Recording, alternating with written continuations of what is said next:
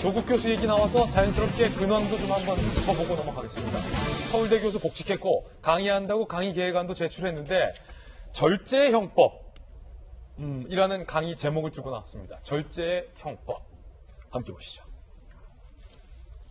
11개 혐의를 받고 있는 조국 교수, 서울대 강의 강행하겠다 의지를 밝혔어요. 지난 17일 조 전 장관이 서울대 로스쿨 수강 신청 사이트에 형사 판례 특수연구 강의 계획서를 직접 올렸는데 강의 내용은 자신의 저서인 절제 형법학, 위법 수집 증거 배제 법칙 요거를 교재로 형법의 과도한 적용, 검찰의 위법 수사를 비판하는 내용의 강의안을 올린 것으로 확인이 됐습니다.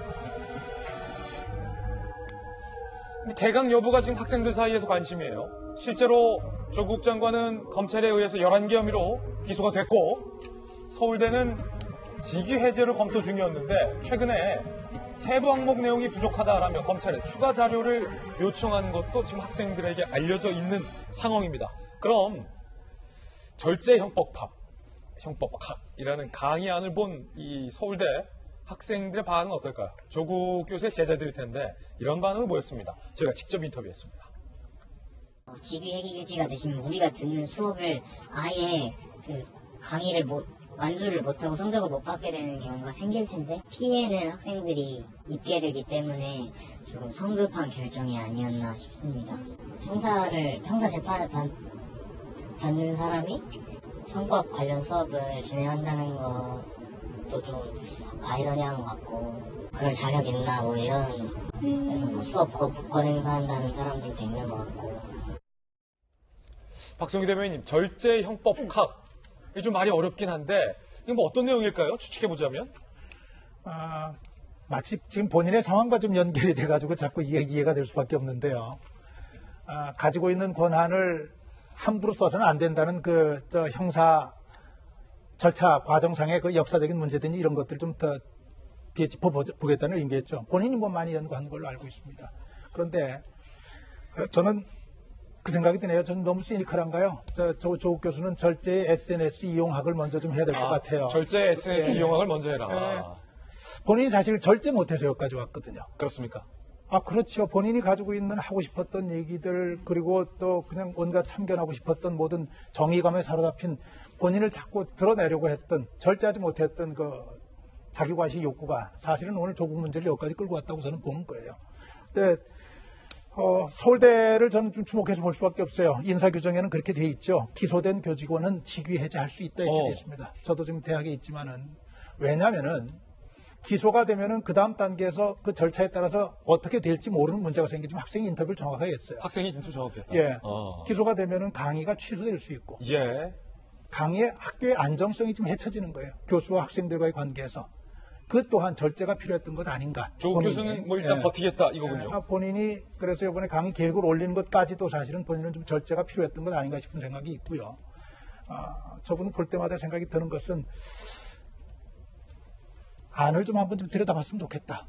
저분의 마음을 좀 들여다봤으면 좋겠다. 지금까지 제 생각은 그래요. 저분은 본인과 관련된 본인의 이익과 관련된 것에 대해서는 추호의 양보가 없는 사람이구나. 한 걸음도 뒤로 물러서서 바라볼 줄을 모르는 사람이구나. 좀 안타깝습니다. 예. 저는 이제 법조니까 절제 형법학이라는 책을 한번 봤었습니다. 봤어요. 실제로 조국 교수의 절제 형법학. 이제 내용이 어떤 게 구성되면 예를 들어 사형제 폐지론, 낙태죄에 대한 비범죄와 그다음 혼인빙자 감죄 위헌성, 또 이제 언론사와 이 표현의 자유의 한계 그런 문제들이 많거든요.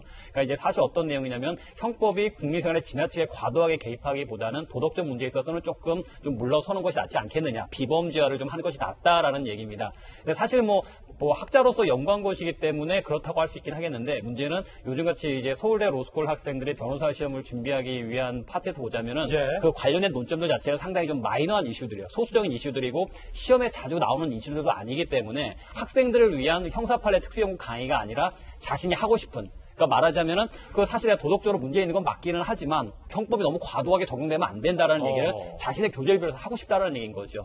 그러니까 형법의 과도한 적용, 검찰의 위법 수사를 비판하겠다라는 취지로 자신의 교재 중에서 요 책을 하면은 뭔가 내가 혹시 말 할 수가 있겠다. 뭐 이제 강의하면서 그럴 수가 있겠죠. 나도 사실 내 도덕적 문제 거기에 대해서 학생들이 미안한 생각을 합니다. 하지만 형법이 이렇게 과도하게 도덕적 문제를 법적 이슈로 끌어올리면서 하는 것은 잘못됐다라는 얘기를 아마 하고 싶으니까 저 교재들을 선택해서 학생들에게 크게 관심도 없고 없고 그 변호사 시험에서 크게 많이 나오는 이슈도 아닌 부분에 대해서 애당초 그냥 강의를 골랐다는 것 자체가 강의 자체를 학생들을 위한 것이 아니라 자신이 하고 싶은 말을 하는 장으로 섰다라고밖에 볼 수는 없을 것 아니, 같습니다. 변함 변호사님, 이거 변호사 시험 잘 안 나와요? 형법학 이런 거? 혼인빙자 간음죄가 위헌적이냐, 낙태죄를 폐지해야 되느냐, 사형죄를 폐지해야 되느냐. 학생도 관심도 없다. 그렇게 많이 나올, 그 지문에 한두 줄 나오는 이슈가 되는 거지. 이게 어. 변호사 시험이 이렇게 중대하게 다른 이슈가 아니죠. 사기, 횡령, 배임, 뭐 특경법, 뇌물죄 그런 것들을 큰 죄들을 지금 공부를 해야 되는 상황에서 자 혼인빙자 간음죄가 위헌적이면 아닙니까? 사형죄를 폐지해야 됩니까? 그거 가지고 한두 시간씩 토론하면 학생 입장에서는 아 지금 형법 공부할 게 얼마나 많은데 내가 여기에 시간을 쏟아야 되나? 난감하다. 하죠. 예. 애들한테 도움도 안 된다. 저 같으면 안 됐죠. 그럼 총장님, 강의 정말 많이 해보셨잖아요. 근데 조국 교수가 좀 학생들한테 도움이 될 강의를 해야지 그냥 본인 억울하다. 그러니까 본인 심정 토로할 목적으로 변함훈 변호사님의 말대로라면 그렇게 강의를 하면 안 되잖아요. 변 변호사님도 보니까 고시 출신이라서 이런 말씀 하시는 거 아, 고시 출신다 몰랐습니다. 시험이 안 나와도 예. 일상생활이 중요한 것이 더 중요하다고 보고요. 아, 이게 교수님이에요. 그리고 여기서 말씀드리기 전에 저는 본직이 교수입니다. 예. 뭐 부총장은 보직에 불과하니까 교수라 불러주면 참 더 아, 편하겠어요. 그럴까요? 예, 예. 특히 이제 조국 교수 이야기가 나왔으니까. 저는 이제 조국 교수에 대해서는 지금 많은 국민들이 자잘못을 떠나가지고 이제 애증의 관계로 가 있는 것 같아요. 애증. 정말 증오하는 사람들이 있고, 정말 또 아끼고 싶어 하는 사람. 어떻게 보면 본질적인 문제하고 무관한 문제 가지고 이제 쟁점이 돼 있는 사람. 많은 것을 갖다가 저는 시사를 하고 있다고 보는데, 전 조국 교수가 절제 형법의 막이라는 제목을 보고 참 저 강의 학생들이 얼마나 신청을 할까. 예. 요즘은 대학에서요, 폐강이 잘 됩니다. 아, 그래요? 일정 숫자가 강의를 안 하면. 예. 저도 이제 애증의 관계에서 정말 몇 개월 전에 서울대생들이 데모한 걸 본다면 신청을 아무도 안 할 수도 있겠다 하지만은 또 경우에 따라서는 이 강의가 이제 두 가지 측면이 있어요. 이제 교수라는 것은 어쩌면 우리가 이제 헌법상 볼 때 무죄 추정의 원칙이 있지 않습니까? 예. 헌법이 대원칙입니다. 그래서 뭐 그 기소를 받았다고 해서 반드시 그만둬야 된다는 것은 없거든요. 그리고 또 하나 이제 학생들이 이야기했지 않습니까? 저 재판 받으고 다니다가 무슨 강의 준비를 하겠느냐라고 보는데 저 강의 제목으로 봐서는 본인의 경험적인 것이 많이 나와요. 예. 어떻게 보면 이제 위법으로 수집한 증거를 채택하면 안 된다라는 거 갖고 본인 당했다고 해서 지금 실제 경험하고 항변할 거 아닙니까? 예. 어쩌면 법정에 가서 듣고 하는 말이 강의 시간에 그대로 옮겨놔도 굉장히 좋은 강의 거리는 저는 된다고 봐요. 예. 그래서 저는 강의 할 수도 있고 안 할 수도 있다는 것은 학생의 선택의 몫이라고 학생 생각하고 선택이다. 저는 이제 이 말씀 하나 드리고 싶어요. 저도 이제 서초동 집회를 몇 번 갔지만 거기 가서 글쎄요. 조국 수호 그러면 굉장히 거부감 이렇게 많이 편하진 않았어요. 그러나 검찰 개혁이라는 데에서는 저도 굉장히 크게 소리를 질러줬는데 저는 이 사건에 보면 저는 좀 추미애 장관이 지금 속도전이 너무 심하다고 생각하지만 윤 총장께서도 상당히 좀 급한 적이 있었어요. 그게 다들 기억하겠지만 인사청문회 딱 끝나는 날 밤에 정경심 그 부인을 그냥 한 번도 부르지 않고 그냥 기소를 했단 말이에요. 왜 했냐 그러니까 공소시효 될까 봐서 했다는데 저거 봐도 그건 공소시효가 아니었거든요. 그것은 뭔가 좀 미친 듯이 빨리 가고자 하는 그런 강한 그 수사의 욕구가 너무나 속도 조절을 못했다는 것이 있기 때문에 이제 검찰총장 정도 되면 말이죠. 어느 누구도 건드릴 수는 저는 없다고 봅니다. 예. 즉 살아있는 권력을 손대고 있다는 것은 뭐 살아있다고 해서 현직이 아니라 일정한 국민들이 지지하고 있는 그런 살아있는 권력을 손대고 있는 윤 총장은 그 쉽지 않은 저는 그 배짱이라 보고 다만 이제 윤 총장도 어떤 총 리더로서 이 속도 조절을 해가는 그리고 인사 문제도 그래요. 대검 간부들 다 저는 유임하시오.